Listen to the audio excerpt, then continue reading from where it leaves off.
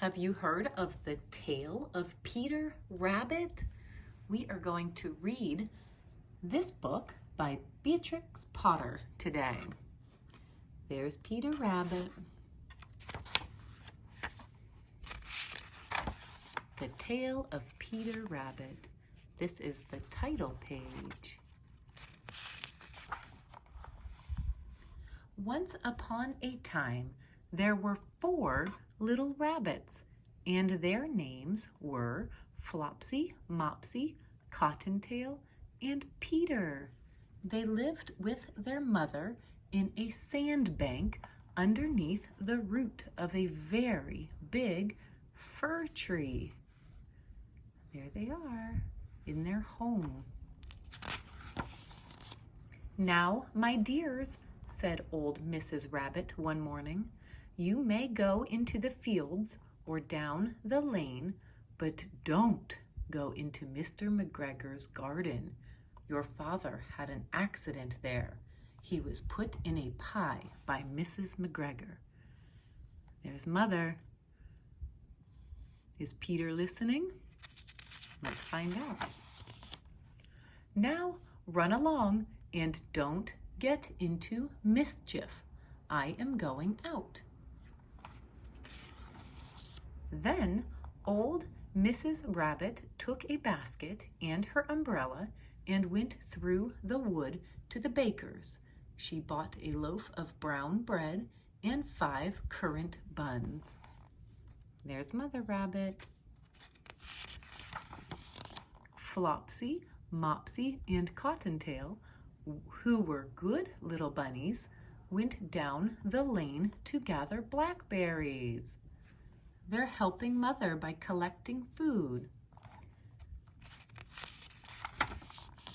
But Peter, who was very naughty, ran straight away to Mr. McGregor's garden and squeezed under the gate. Uh-oh. First he ate some lettuces and some French beans, and then he ate some radishes. Peter went straight to the garden to eat all of Mr. McGregor's vegetables.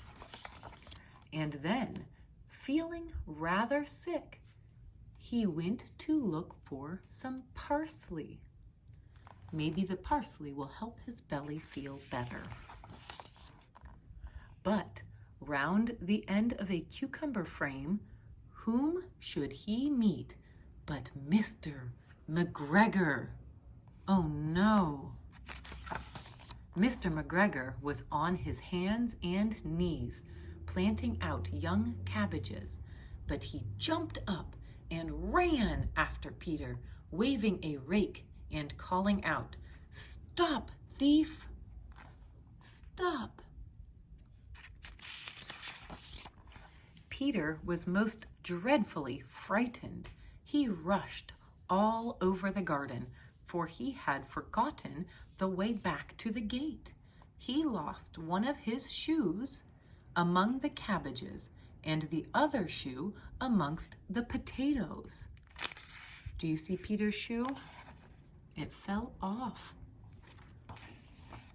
After losing them, he ran on 4 legs and went faster, so that I think he might have gotten away altogether if he had not unfortunately run into a gooseberry net and got caught by the large buttons on his jacket.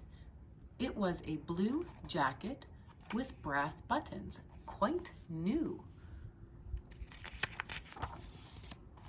Peter gave himself up for lost and shed big tears, but his sobs were overheard by some friendly sparrows, who flew to him in great excitement and implored him to exert himself. "You can do it, Peter. Try harder. Try to get free." Mr. McGregor came up with a sieve, which he intended to pop upon the top of Peter, but Peter wriggled out just in time, leaving his jacket behind him. "You did it, Peter. You got free."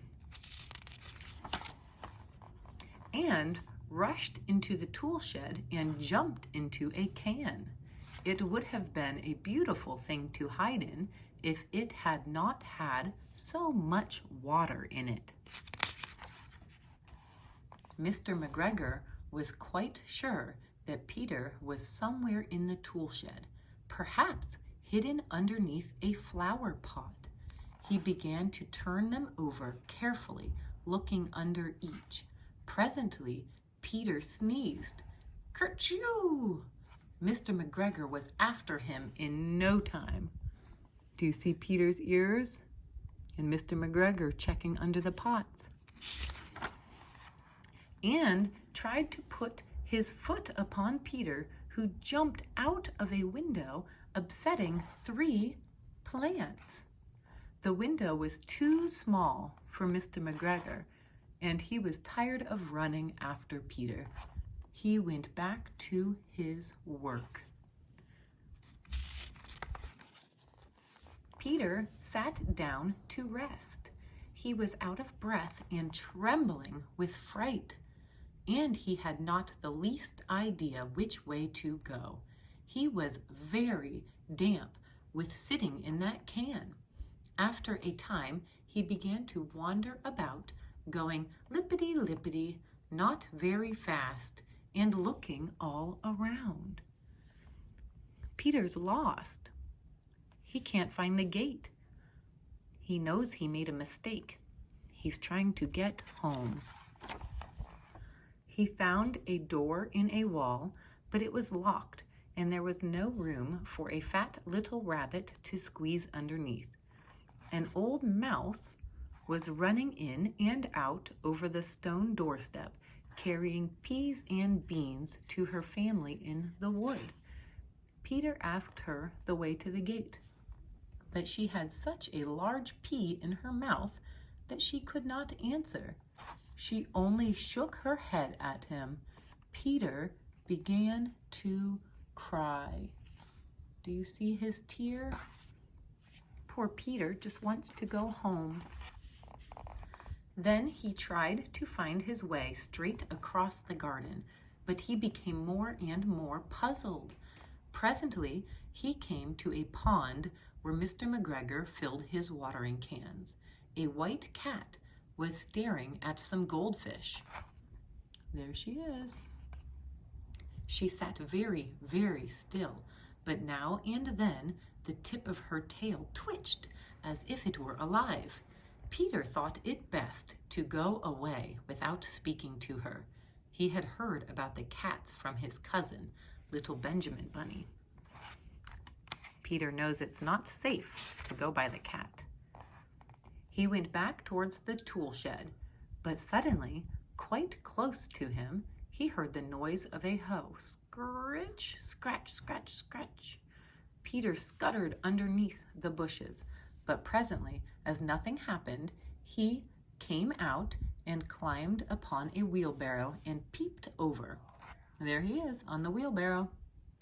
The first thing he saw was Mr. McGregor hoeing onions. His back was turned toward Peter, and beyond him was the gate. Do you see the gate?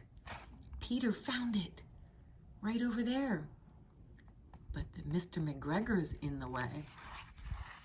Peter got down very quietly off the wheelbarrow and started running as fast as he could go along a straight walk behind some black currant bushes. Mr. McGregor caught sight of him at the corner, but Peter did not care. He slipped underneath the gate and was safe at last in the wood outside the garden. Peter made it. Look, the birds are watching. Mr. McGregor. Mr. McGregor hung up the little jacket and the shoes for a scarecrow to frighten the blackbirds. He took Peter's outfit that he lost and used it as a warning. Don't come back. Peter never stopped running or looked behind him till he got home to the big fir tree.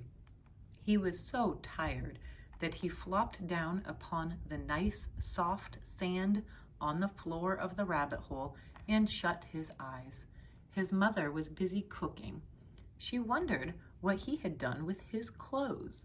It was the second little jacket and pair of shoes that Peter had lost in a fortnight.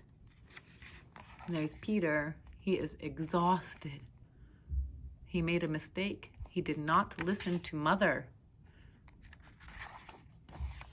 I am sorry to say that Peter was not very well during the evening. His mother put him to bed and made some chamomile tea, and she gave a dose of it to Peter, 1 tablespoonful to be taken at bedtime. But Flopsy, Mopsy, and Cottontail had bread and milk and blackberries for supper. The end. Do you like the story of Peter Rabbit? Thank you for reading.